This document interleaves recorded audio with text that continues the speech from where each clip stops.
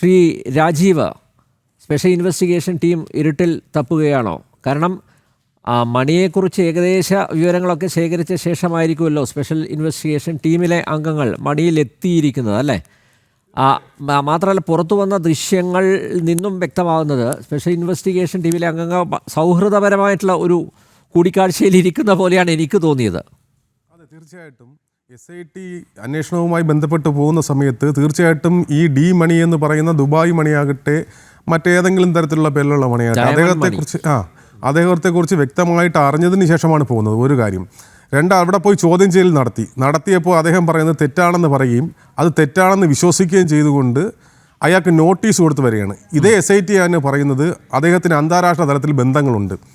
അപ്പോൾ സ്വാഭാവികമായിട്ടും ഒരു അന്വേഷണത്തിന് പോകുന്ന ഒരു ടീം ഒന്നുകിൽ അദ്ദേഹത്തെ കൊണ്ടുവന്ന് തിരുവനന്തപുരത്ത് കൊണ്ടുവന്ന് ചോദ്യം ചെയ്യുക, അല്ലാത്ത നോട്ടീസ് കൊടുത്തിട്ട് വരാൻ വേണ്ടിയിട്ടുള്ള ഒരു അന്താരാഷ്ട്ര കുറ്റവാളിയെ കാണുന്നത് SIT ഇത് ഒരു എന്തെന്ന് പറയാൻ ഇതൊരു തുടക്കം മുതലേ ഒരു കഥയാണ് ശരിക്കും നടന്നു പോകുന്നത്. യഥാർത്ഥത്തിൽ ഇവിടെ എന്ത് സംഭവിച്ചു എന്നുള്ളതിനെക്കുറിച്ച് SIT പറയുന്നില്ല. കുറച്ച് പേരെ ഇത് അകത്തിട്ടിരിക്കുന്നു. നമ്മൾ തീർച്ചയായിട്ടും മനസ്സിലാക്കേണ്ട മറ്റൊരു കാര്യം, ഇവിടെ CPM എന്തുകൊണ്ട് പത്മകുമാറിനെതിരെ നടപടിയെടുക്കാത്തതെന്ന് ചോദിച്ചാൽ, സ്വാഭാവികമായിട്ട് നടപടിയെടുത്താൽ ഇതിൻ്റെ ഉള്ളറകളിലേക്കുള്ള കാര്യങ്ങൾ വിളിച്ചു പറയാൻ പത്മകുമാർ തയ്യാറാകുമെന്ന് പാർട്ടി നേതൃത്വത്തിനറിയാം, SIT ഉൾപ്പെടെയുള്ളവർക്കറിയാം.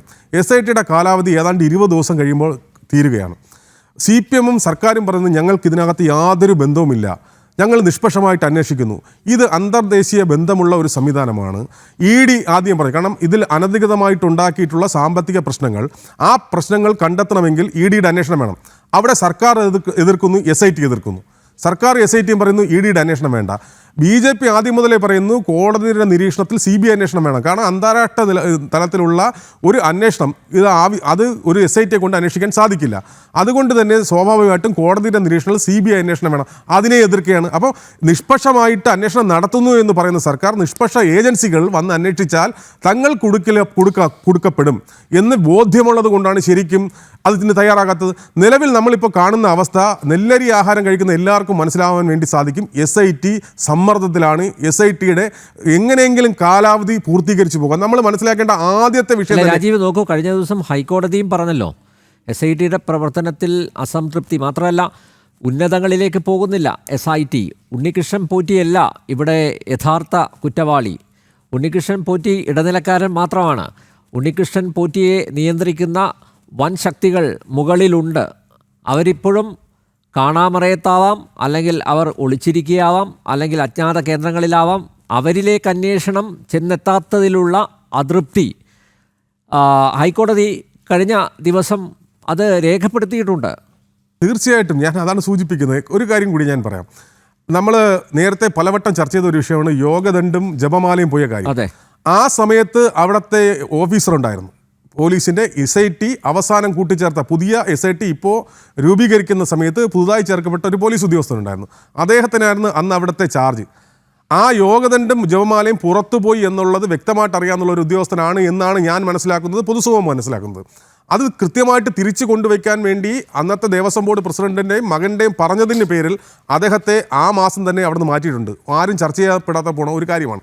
അതായത് SIT ആണെങ്കിൽ പോലും, ഹൈക്കോടതി നിരീക്ഷണത്തിലാണെങ്കിൽ പോലും പൂർണ്ണമായിട്ടും സർക്കാരിന് വിധേയപ്പെട്ടുകൊണ്ടിട്ടാണ് ഈ അന്വേഷണം നടക്കുന്നത്. അതുകൊണ്ടാണ് ഈ അന്വേഷണം പല വഴിക്ക് ഒരിടത്തും എത്താതെ ഇവർ തന്നെ ചില കഥകൾ മെനയുന്നു, അവർ തന്നെ ആ കഥകൾക്ക് വേറൊരു കഥയുണ്ടാക്കുന്നു. അല്ലാതെ യഥാർത്ഥത്തിലുള്ള അന്വേഷണത്തിലോട്ട് ഇവർ പോകുന്നില്ല. നമ്മൾ മനസ്സിലാക്കേണ്ടത് ദ്വാരപാല ശില്പങ്ങൾ, ആ ശില്പങ്ങൾ അവിടെ പ്രതിഷ്ഠിക്കാൻ പാടില്ലായിരുന്നു. കാരണം ഒരു തൊണ്ടി മുതലാണ്. പിന്നീട് വരുന്ന സമയത്ത് വൃശ്ചിക മാസത്തിന് മുമ്പ് അതൊന്ന് പരിശോധിക്കണമായിരുന്നു. അത് തയ്യാറായിട്ടില്ല. യഥാർത്ഥത്തിൽ തൊണ്ടി പരിശോധിക്കാൻ വേണ്ടിയിട്ട് SIT തയ്യാറായിട്ടില്ല. ഇനി ഇത് എത്ര ദിവസം കഴിഞ്ഞിട്ട് ചെയ്യാൻ പോകുന്നത്? അപ്പോഴത്തേക്കും ഈ മണ്ഡലകാലം കഴിയുമ്പോൾ SITയുടെ കാലാവധിയും കഴിയുകയാണ്. SITയുടെ കാലാവധി കഴിയുമ്പോൾ സ്വാഭാവികമായിട്ടും ഇതൊരു കേസ്, നേരത്തെ അദ്ദേഹം പറഞ്ഞ കണക്ക് പണ്ടുണ്ടായ തീപിടുത്തം പോലെ ഒരു റിപ്പോർട്ട് മാത്രമായിട്ട് ഒതുക്കാനുള്ള ശ്രമമാണ് ശരിക്കും നടക്കുന്നത്.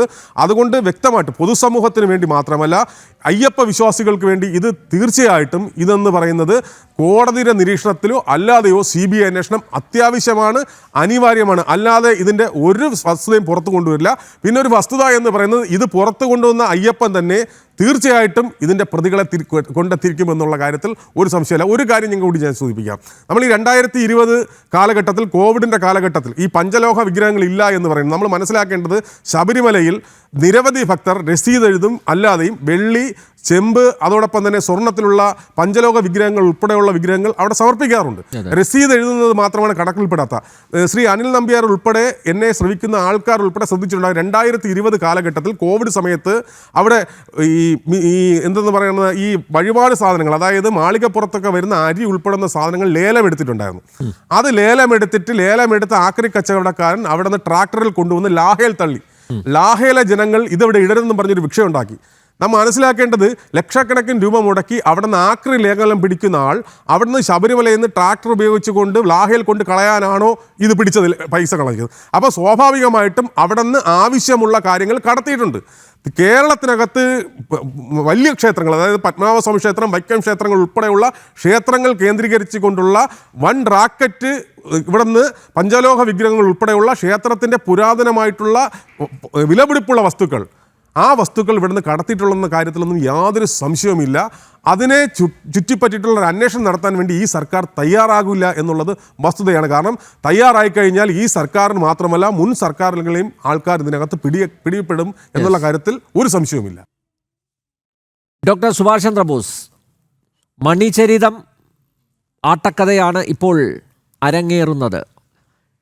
SIT അവർക്ക് കിട്ടിയ വിവരങ്ങളുടെ അടിസ്ഥാനത്തിൽ മണിയെ കണ്ടെത്തി ചോദ്യം ചെയ്തു എന്നാണ് പുറത്ത് വരുന്ന റിപ്പോർട്ടുകൾ.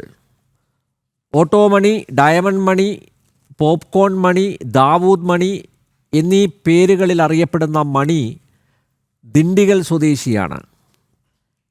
SIT ചെന്നെത്തിയത് ഒരു മണിയുടെ അടുക്കലാണെന്നതിൽ സംശയമില്ല. പക്ഷേ ഇനീഷ്യലിൽ വ്യത്യാസമുണ്ട്. MS മണി ആണത്രേ. അയാൾക്ക് കേരളത്തിൽ ബിസിനസ് ഒന്നുമില്ല, പോറ്റിയെ അറിയില്ല എന്നൊക്കെയാണ് SITയോട് പറഞ്ഞത്. SITയിലിരിക്കുന്നവർ മണ്ടന്മാരല്ലാത്തതിനാൽ മണിക്ക് നോട്ടീസ് നൽകി വിശദമായ ചോദ്യം ചെയ്യലിന് വിളിപ്പിച്ചിട്ടുണ്ട്. മണി സത്യസന്ധനാണെങ്കിൽ തിരുവനന്തപുരത്തെത്തും, ഇല്ലെങ്കിൽ മുങ്ങും. പുരാവസ്തു കടത്തുകാരനായ മണിയെ പറ്റി വല്ല ധാരണയും ഉണ്ടോ ഡോക്ടർ സുഭാഷ് ചന്ദ്രബോസ്? കാരണം ഹൈക്കോടതിയുടെ ദേവസ്വം ബെഞ്ച് തന്നെ നേരത്തെ വ്യക്തമാക്കിയിട്ടുണ്ട്, ഈ അന്താരാഷ്ട്ര തലത്തിൽ പ്രവർത്തിക്കുന്ന ഒരു മാഫിയ, ഈ പുരാവസ്തുക്കൾ കടത്തുന്ന ഒരു മാഫിയ ശബരിമല സ്വർണ്ണ കവർച്ചയുമായി ബന്ധപ്പെട്ട് പ്രവർത്തിച്ചിട്ടുണ്ടോ, അതിലിടപെട്ടിട്ടുണ്ടോ എന്നൊരു സംശയം ഹൈക്കോടതിയുടെ ദേവസ്വം ബെഞ്ച് തന്നെ നേരത്തെ രേഖപ്പെടുത്തിയിട്ടുണ്ട്. ആ പശ്ചാത്തലത്തിൽ ഈ മണി ഈ മാഫിയയുടെ, അന്താരാഷ്ട്ര മാഫിയയുടെ ഭാഗമാകാനുള്ള സാധ്യത തന്നെയല്ലേ ഉള്ളത്? അനിൽ നമ്പ്യാർജി, വളരെ പ്രധാനപ്പെട്ട ഒരു കാര്യമാണ് മലയാളി തിരിച്ചറിയേണ്ടത്. നാട്ടിലൊരു കള്ളനെ പിടിച്ചാൽ ആ കള്ളനെ ഇടിച്ച് പിഴിഞ്ഞ് നമ്മൾ വിവരമെടുത്ത് അവന്റെ പേരിൽ കുറ്റം ചുമർത്തും. അയാളാണ് കള്ളനെങ്കിൽ, അവരോ ആ സ്ത്രീയെ പിടിച്ച് അയാളാണ് കള്ളനെങ്കിൽ പിന്നെ നമ്മളങ്ങ് ഭയങ്കര ആഘോഷിക്കും. പക്ഷെ ആ കള്ളനെ സ്പോൺസർ ചെയ്യുന്ന, കള്ളൻ ഒരു ബിനാമിയാണെങ്കിൽ, കള്ളനെ സ്പോൺസർ ചെയ്യുന്ന ഒരു മുതലാളി ഉണ്ടെങ്കിൽ, അതൊരു രാഷ്ട്രീയ മുതലാളിയാണെങ്കിൽ, അല്ലെങ്കിൽ ഒരു സ്പിരിച്വൽ മുതലാളിയാണെങ്കിൽ, അല്ലെങ്കിൽ ഒരു സെലിബ്രിറ്റി മുതലാളിയാണ് ആ ആളിനെ പിന്താങ്ങുന്നതെങ്കിൽ, അണിയറയിൽ കഥകൾ തീർക്കുന്നതെങ്കിൽ, കിങ് പിനായിട്ടും മാസ്റ്റർ ബ്രെയിനും വേറെ ആരെങ്കിലും ആണെങ്കിൽ നമ്മളെല്ലാ അന്വേഷണവും, അത് പൊളിറ്റിക്കൽ ആവട്ടെ സെലിബ്രിറ്റി ആവട്ടെ, ഞാൻ കുറച്ച് അർത്ഥം വെച്ച് തന്നെ സംസാരിക്കുകയാണ്. ശബരിമല ആകട്ടെ, ശബരിമലയിൽ 1950 പിടിച്ച തീപിടുത്തം നടന്നിട്ട് നാളിതുവരെ അതിന്റെ റിപ്പോർട്ട് പുറത്തുവിടാത്തൊരു സമൂഹത്തിലാണ് നമ്മൾ ജീവിക്കുന്നത്. അതിന്റെ റിപ്പോർട്ട് തയ്യാറായി, പക്ഷെ തയ്യാറായപ്പോൾ അതിൽ ചില പ്രമുഖർ, കേരളത്തിലെ പ്രമുഖ രാഷ്ട്രീയ പാർട്ടിയിലെ ചില പ്രമുഖർ അതിലുണ്ട് എന്ന് മനസ്സിലാക്കി ആ റിപ്പോർട്ട് ഇതുവരെ പുറത്തുവിട്ടിട്ടില്ല. ആർക്കേബിലുണ്ടല്ലോ എന്ന് ചോദിക്കരുത്, പൊതുജനത്തിന് റീച്ച് ചെയ്യുന്ന സ്ഥലത്ത് അതില്ല. ഞാൻ പറഞ്ഞു വരുന്നത്, ഈ നമ്മുടെ എല്ലാ സംവിധാനങ്ങളും SIT ആയാലും ആദ്യം മുതലേ ഞാൻ പല ചാനലുകളിലും യൂട്യൂബിലും ഒക്കെ പറയുന്ന ആളാണ്. ഞാൻ പറഞ്ഞിരുന്നത്, ഇത് തുടക്കം മുതലേ പറയുകയാണ്, ഇത് ഇന്റർപോളുമായി റിലേറ്റ് ചെയ്തല്ലാതെ 7 രാജ്യങ്ങളുമായി ബന്ധപ്പെടുത്തി, പ്രത്യേകിച്ച് ഇറ്റലി, ഈജിപ്റ്റ് 2 രാജ്യങ്ങളും ആന്റി കിഡ്സിന് വലിയ സാധ്യതയുള്ള രാജ്യങ്ങളാണ്. അതുപോലെ ഈ അമേരിക്ക, പിന്നെ യൂറോപ്പ്, ഈ 6-7 രാജ്യങ്ങളുമായി ബന്ധപ്പെട്ട് നിൽക്കുന്ന ഒരു അന്താരാഷ്ട്ര സംവിധാനത്തിലേക്ക് കേരളത്തിലെ എല്ലാ ക്ഷേത്രങ്ങളിൽ നിന്നും, ഒരു ക്ഷേത്രത്തിൽ പരീക്ഷിച്ചാൽ വിജയിച്ചാൽ എല്ലാ ക്ഷേത്രങ്ങളിൽ നിന്നും, വൈക്കത്തച്ഛന്റെ ക്ഷേത്രത്തിൽ നിന്ന് കൊണ്ടുപോകാൻ ശ്രമം നടത്തി അവിടെ ഏതൊരു തലയ്ക്ക് വിടുന്ന ഓഫീസർ അതിനെ പൊളിച്ചു.